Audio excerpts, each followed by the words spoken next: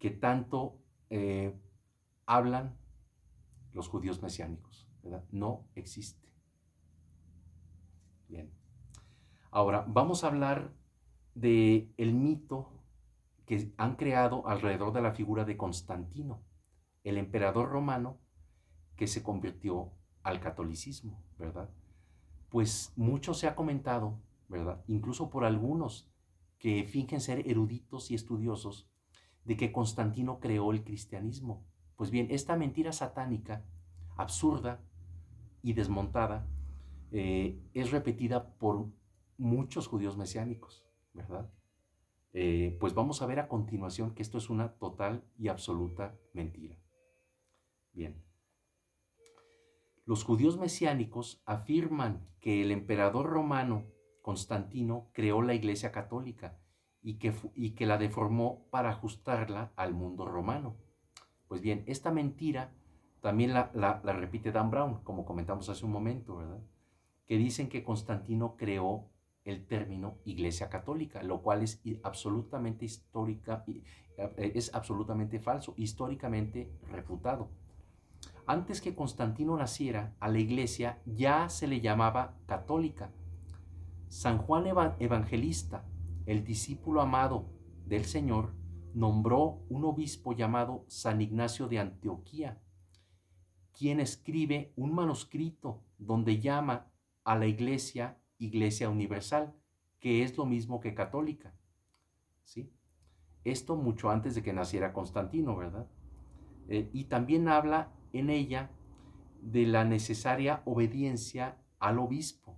Dice lo siguiente, eh, este eclesiástico dice, donde está Jesús, allí está la iglesia universal. O sea, ya se habla de una iglesia universal. ¿Por qué? Porque esto de iglesia universal es lo mismo que católica, ¿sí? Y el término católico y universal viene directamente del mandato de nuestro Señor Jesucristo, no de Constantino, del mandato de nuestro Señor Jesucristo que manda predicar el Evangelio a todas las criaturas. ¿Sí? Entonces, esta mentira está totalmente desmontada con este documento. ¿Sí? Eh, bien, aquí se demuestra la verdadera sucesión apostólica que solo está en la Iglesia Católica, la única iglesia verdadera, ¿sí? A través de la cual solo hay salvación. Bien, los judíos tienen rabinos, allí no hay sucesión apostólica ni salvación, solo engaño y herejía. Los judíos mesiánicos no quieren estudiar la historia de la iglesia ni su magisterio, porque ahí es donde se demuestran sus errores y sus mentiras. Y es donde hacen caer a tantos en el error. Lo que es muy preocupante es que algunos son estudiosos, personas muy inteligentes, que caen, eh, pues en parte por desconocimiento, pero en parte ya por acción diabólica, ¿verdad? Que de alguna manera los seduce y los hacen caer. Pues bien, este video está dedicado a ellos también para que pues se salven a tiempo, ¿verdad? Se salgan de esta trampa, ¿sí? Bien. San Ignacio de Antioquía. San Ignacio de Antioquía escribe en su carta a Esmirna que hacían la fracción del pan y la reconocían como el cuerpo de Cristo. Los mesiánicos no creen en la presencia real en la hostia, la ven como un símbolo, como una representación, al igual que muchos protestantes. Por eso las sectas mesiánicas son unas sectas protestantes más. Es una secta más de todo el abanico de sectas protestantes.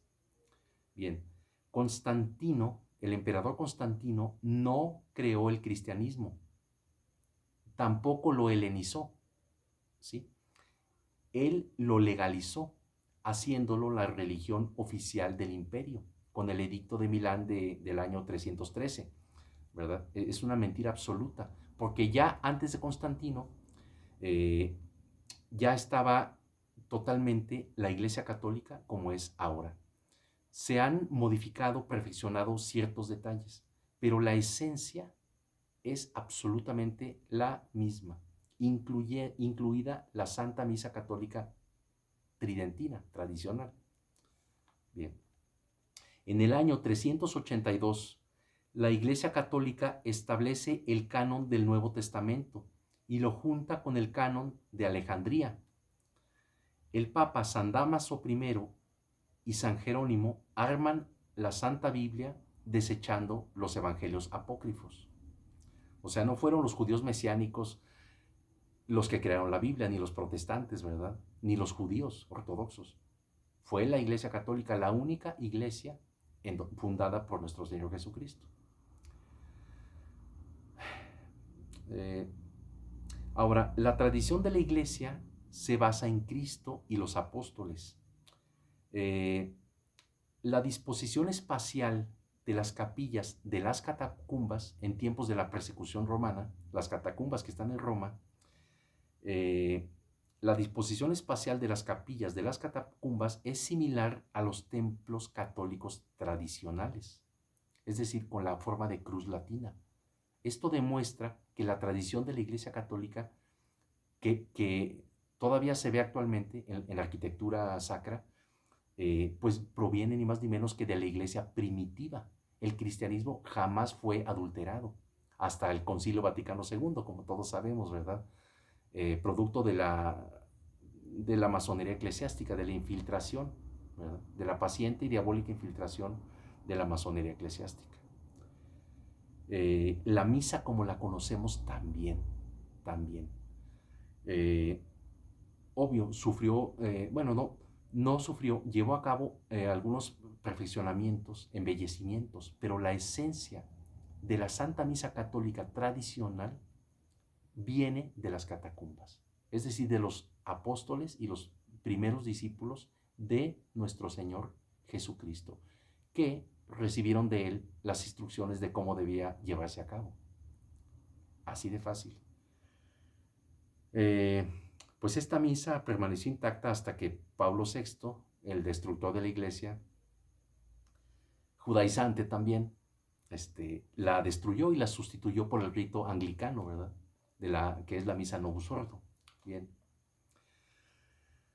El Nuevo Testamento, como se conoce hasta antes de Pablo VI, es igual al original escrito en griego koiné.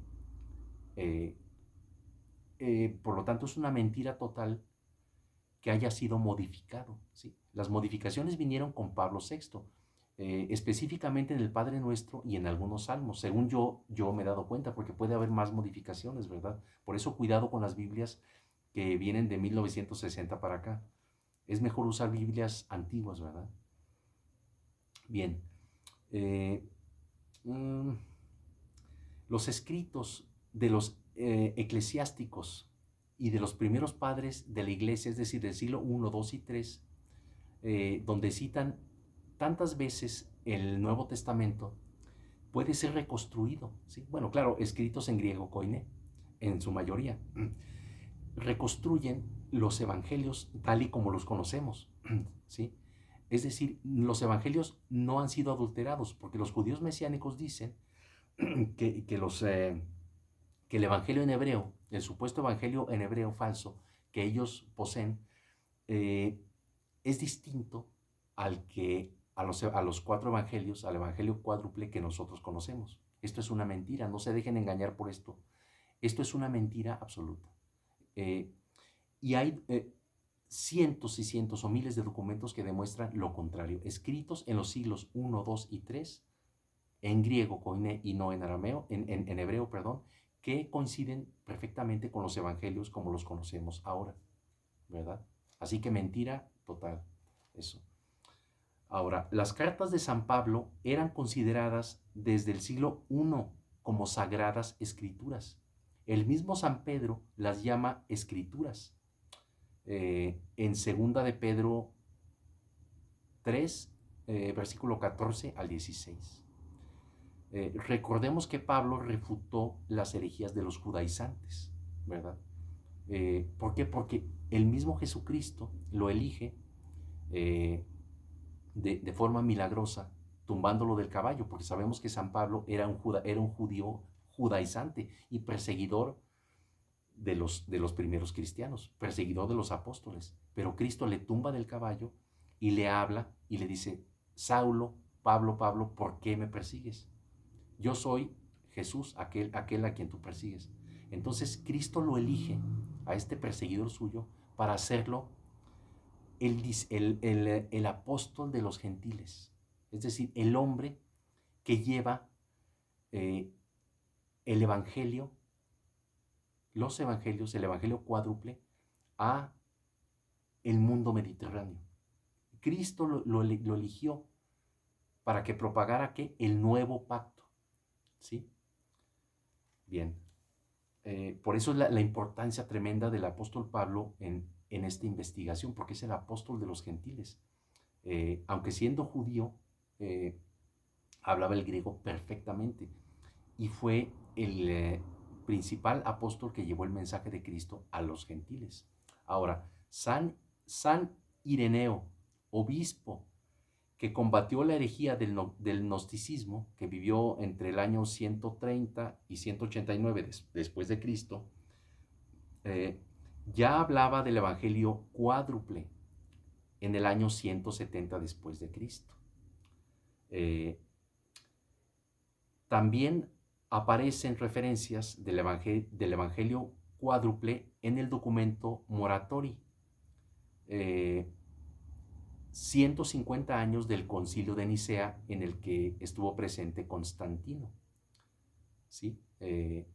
Este concilio de Nicea es el que afirman los mesiánicos que fue intervenido por Constantino para crear la Iglesia Católica. Pues bien, como ya hemos visto en todos los comentarios anteriores, esto es una total mentira. ¿Sí? Ya se le llamaba Iglesia Católica desde antes y ya se celebraba la misa desde antes. Y para nada Constantino no creó el cristianismo, solo lo legalizó, lo hizo la religión oficial del imperio. Eso fue todo, para que no se dejen engañar por estas mentiras, ¿verdad? Bien, ahora, otra de las herejías o de los errores de los judíos mesiánicos es que se adhieren al viejo pacto, es decir, al pacto hecho por Dios con Moisés, lo que se conoce, bueno, lo que es el Antiguo Testamento. Ellos anteponen el Antiguo Testamento al Nuevo Testamento en varios puntos. Pero Cristo inauguró el nuevo pacto, ¿verdad? Los judíos mesiánicos siguen practicando el Antiguo Pacto, despreciando el nuevo pacto hecho por nuestro Señor Jesucristo para salvación tanto de judíos como de gentiles. Cristo cumplió la ley para liberar al pueblo de Dios de las innumerables leyes de la antigua alianza e inaugurar la nueva, que implica el amor a la Santísima Trinidad y no a la ley de Moisés, que ya quedó absolutamente abolida, como vamos a ver a continuación. Bien, cito a Mateo 17. En Mateo 17, nuestro Señor Jesucristo dice: no penséis que he venido a abolir la ley y a los profetas, sino a darles cumplimiento.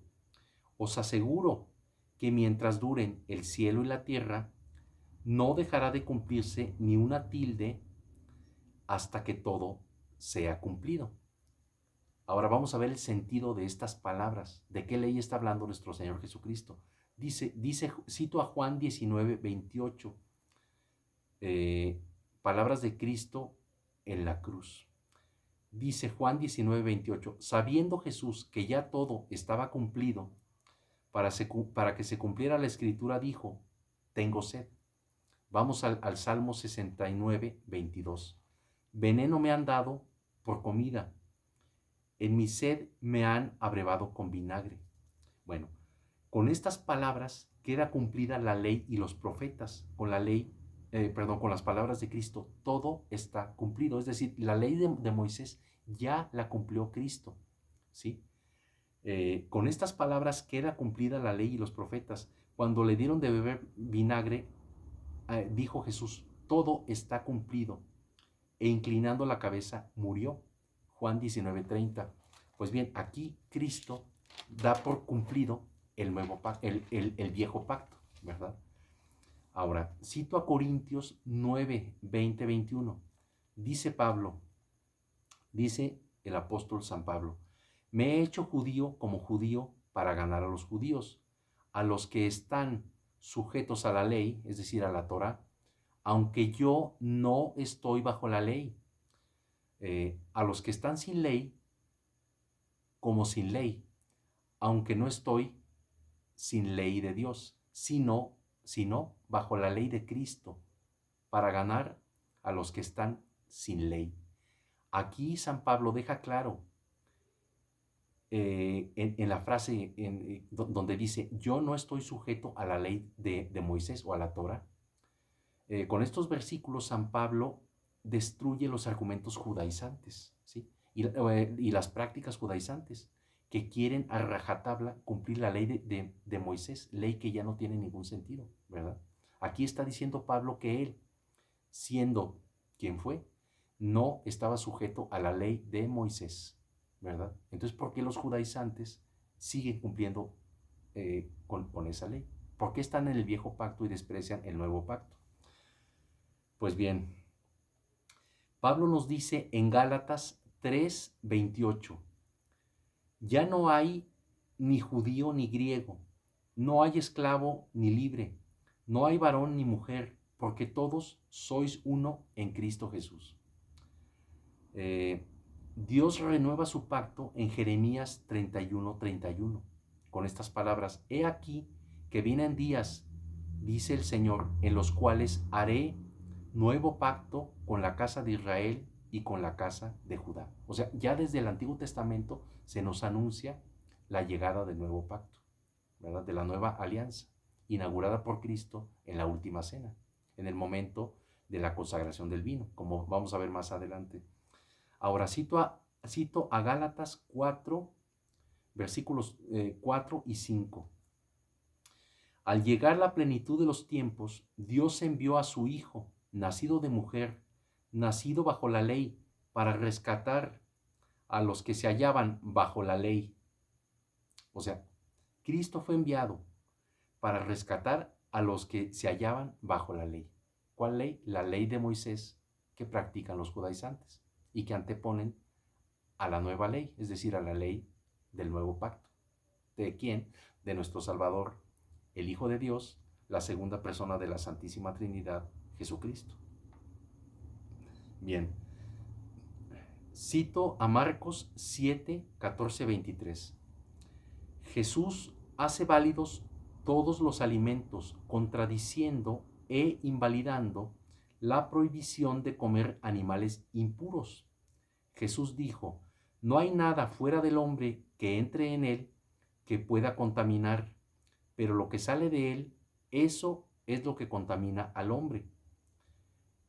Más adelante dice, porque no entra en su corazón, sino en su vientre, y sale a la letrina. Esto decía, haciendo limpios todos los alimentos. ¿Por qué cito a Marcos 7, 14, 23? Porque los judaizantes siguen las leyes alimenticias y las dietas que usaban los antiguos israelitas, ¿sí? Entonces están anteponiendo la vieja ley a la ley de Cristo. Aquí se demuestra que no son para nada mesiánicos, son judíos, judaizantes y herejes, porque están contradiciendo ni más ni menos gravísimamente al nuevo pacto, ¿sí? Creado por Jesucristo. No son mesiánicos, no creen en el Mesías, que es Jesús. Son judaizantes y están en el error. Bien, esto lo comento para que vean que el viejo pacto está abolido, ¿sí? Mi opinión de nada vale, o sea, estoy citando la palabra de Dios, ¿verdad? Bien, cito a Hechos 10:15. Lo que Dios limpió, no lo llames tú común, refiriéndose a los alimentos, ¿sí? Lo que Dios limpió, no lo llames tú común, porque Cristo ya no estaba sujeto a esa ley, ¿verdad? Entonces Cristo hace limpios todos los alimentos, ya contradiciendo al Antiguo Testamento, que es palabra de Dios, absolutamente, pero que queda superado por el nuevo pacto, ¿verdad? Entonces con esto queda desmontada esta herejía, ¿verdad? Anacrónica, ¿sí? Es algo que no está cronológicamente adaptado a la realidad, ¿sí? Que es Cristo, la única realidad. Entonces los judaizantes pues son anacrónicos, siguen la ley de Moisés y desprecian el nuevo pacto.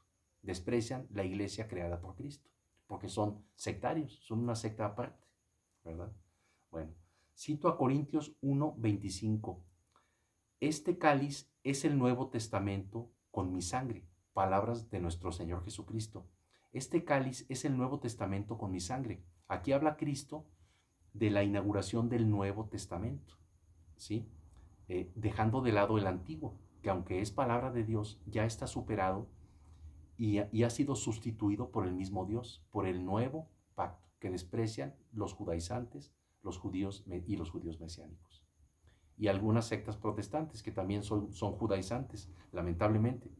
Bien, ahora vamos a tocar el tema de la circuncisión, que es también anacrónico, tremendamente anacrónico, y que es practicado por estas sectas judaizantes, ¿verdad? Yo mismo he escuchado a un personaje cuyo nombre omito, pero que ya ustedes conocen porque desgraciadamente su secta crece y crece, está creciendo como la espuma y está engañando, ¿verdad? Y este personaje, así como otros judaizantes que están en otros países, recomiendan la circuncisión. Pues bien, Pablo nos dice en Efesios 2, recordaos cómo vosotros, los gentiles, llamados incircuncisos, estabais lejos de Cristo, mas ahora en Cristo habéis llegado a estar en la sangre de Cristo, es decir, en el nuevo pacto. El que de dos pueblos hizo uno, anulando la ley con sus mandamientos. Bueno, aquí vemos que Pablo nos dice que Cristo anuló la ley. ¿Cuál ley? La ley de Moisés, que manda ¿qué? La circuncisión, entre otras cosas. Entonces, la circuncisión es algo que ya no está en el nuevo pacto. ¿Sí? Esto se repite varias veces en las Sagradas Escrituras, ¿verdad? En el Nuevo Testamento. Ahora cito a Gálatas 2:3. Dice así Pablo en Gálatas 2:3, ni siquiera Tito, que estaba conmigo, fue obligado a circuncidarse, ¿verdad? Porque Pablo, Bernabé y San Pedro tenían un debate tremendo con los judaizantes provenientes de la secta de los fariseos, que querían a toda ley, a toda costa imponer el antiguo pacto en la iglesia primitiva, en la iglesia católica primitiva, primigenia. Entonces Pablo y Bernabé les desmontaron totalmente, ¿sí? O sea, esta herejía de los judaizantes ya está desmontada. Aquí yo no tengo que inventar absolutamente nada, solo estoy repitiendo lo que los santos apóstoles Pedro y Pablo dijeron e hicieron para desmontar esta herejía judaizante, ¿verdad? Está más que desmontada esta herejía. Ahora les cito a Romanos 2:28-29. Pues no es judío el que lo es exteriormente, ni es la circuncisión la que se hace exteriormente en la carne, sino que es judío el que lo es en lo interior, y la circuncisión es la del corazón, en espíritu. Pues bien, aquí nos dice Pablo en la carta a los Romanos 2:28-29, que la circuncisión es ahora ya espiritual en el nuevo pacto. Ya no hay que hacerlo físicamente. Ya no tiene que haber esa mutilación, ¿sí? El viejo pacto es inválido y los judaizantes están desmontados totalmente por San Pablo. Ahora cito finalmente a Gálatas 5:3-4. Dice Pablo en la carta a los Gálatas 5:3-4. Y otra vez testifico a todo hombre a quien se circuncida que está obligado a guardar la ley de Cristo. De Cristo os desligasteis los que por la ley os justificáis, de la gracia habéis caído. O sea, aquí está diciendo Pablo que quien practica la circuncisión está fuera de la gracia de nuestro Señor Jesucristo, porque la salvación viene por la gracia de creer en Cristo y por las obras, ¿verdad? Por las obras santas, ¿verdad? De respetar la ley de Cristo, los mandamientos, ¿verdad? Que se conservan de la ley antigua. Cristo los mantiene y añade uno más. Amarás a tu prójimo como a ti mismo. Bueno, entonces aquí Pablo refuta y acaba totalmente con esta práctica ya anacrónica, inservible de la circuncisión, con estas palabras en Gálatas 5, 3, 4, ¿verdad? Entonces ya queda desmontado esto de la circuncisión, este anacronismo, ¿verdad? Este desprecio de la nueva alianza. Ahora vamos a analizar otro tema complicado, difícil, pero que está refutado por la tradición, ¿verdad? Que es el tema del Sabbat o domingo, ¿verdad? Porque recordemos bien, los que han estudiado el Antiguo Testamento, el Antiguo Pacto, el pacto que ya está abolido, abrogado, superado por el nuevo pacto, inaugurado por nuestro Señor Jesucristo en la última cena, eh, sabemos bien que en el Antiguo Testamento Dios manda claramente guardar el sábado o sabbat, ¿sí?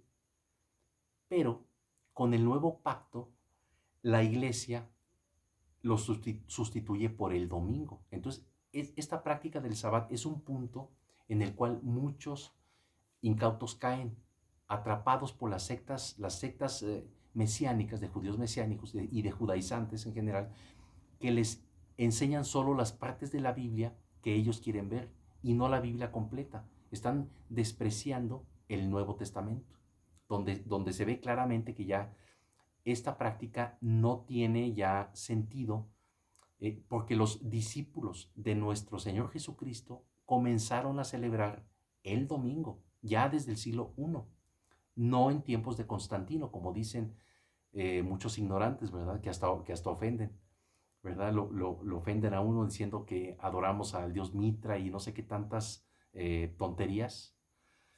Pues bien, para ellos va esto. La tradición del descanso dominical viene de los apóstoles y los primeros padres de la iglesia. Ahora, vamos a ver lo que dice San Justino Mártir, que escribe en una de sus cartas que la Eucaristía se come en el día del sol, que es decir, el domingo. Esto lo escribió en el año 130 después de Cristo, ¿sí? Muy cerca ya de los apóstoles, ¿verdad? San Irineo describe la sucesión apostólica en el año 180 después de Cristo y llama a la iglesia católica, mucho antes de Constantino. Bien, San Ignacio de Antioquía, obispo ordenado por San Juan, mártir, que vivió entre el año 35 y el año 107 después de Cristo, cuya festividad en la iglesia tradicional pues era del 1 de febrero, pero ya el Novus Sordo la cambió, me parece que al 14, pero ya no quiero ni recordar esa fecha. La fecha de San Ignacio de Antioquía, mártir, dijo lo siguiente en su carta a los Magnesios, carta a los Magnesios 9.1: si los que se habían criado en el antiguo orden vinieron a una nueva esperanza, no guardando ya el sábado, sino viviendo el día del Señor, es decir, el domingo, día en el cual nuestra vida ha brotado por medio de Él, por medio de su muerte, que algunos niegan. Es decir, la Iglesia Católica empieza a celebrar el día de descanso, a practicar el descanso el domingo. ¿Por qué? Ni más ni menos que por la resurrección de Cristo, ¿sí? Que es el sello infalible de la nueva alianza, ¿sí? Su resurrección. Ahí nos demuestra quién es nuestro Señor Jesucristo. Por su resurrección es Hijo de Dios, segunda persona de la Santísima Trinidad, que resucita el domingo, nuestro Dios, nuestro Maestro y nuestro Salvador. Bueno, San Ignacio de Antioquía, en su carta a Esmirna, llama a la iglesia a la iglesia, perdón, la llama católica universal. O sea, católico y universal es lo mismo, mucho antes que Constantino. Bueno, San Justino Mártir, que vivió entre el año 100 y el año 168 después de Cristo, teólogo y apologista, escribió: y nos reunimos todos el día del sol, porque este día es el primero de la creación y porque es el día de la resurrección de Cristo. Los primeros apóstoles, como vemos, hicieron este cambio y no Constantino en el concilio de Nicea del año 325. Ahí se oficializó para terminar con las prácticas anacrónicas de los judaizantes que insistían en el sábado, ¿verdad? Bueno, aquí estamos viendo ya que la iglesia primitiva ya celebraba el domingo como día de descanso, ¿sí? Día de descanso y de dedicación al Señor, porque una cosa es descansar en la camita o con el televisor enfrente, ¿verdad?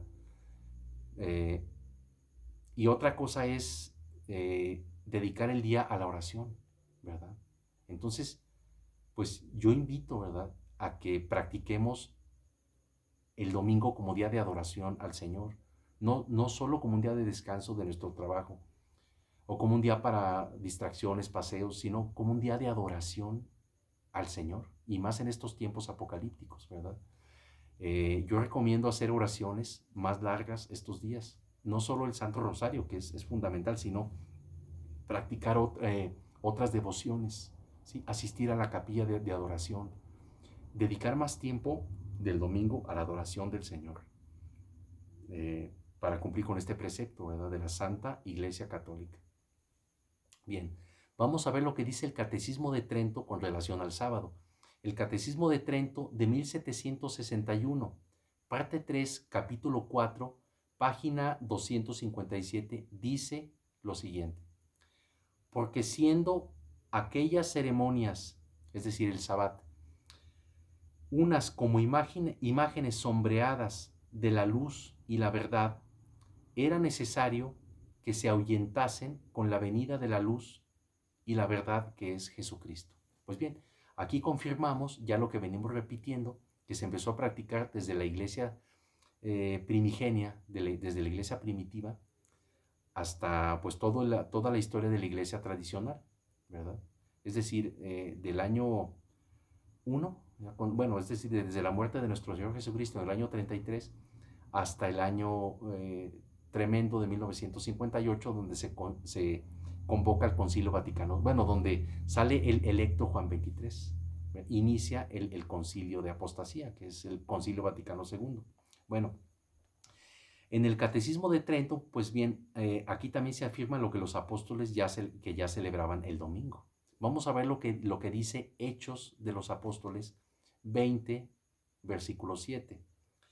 Y el primer día de la semana, cuando estábamos reunidos para partir el pan, Pablo les hablaba. O sea, ya celebraban la Eucaristía el domingo. Bueno, vamos a ver lo que dice Hebreos, carta a los Hebreos 8, 6, 12.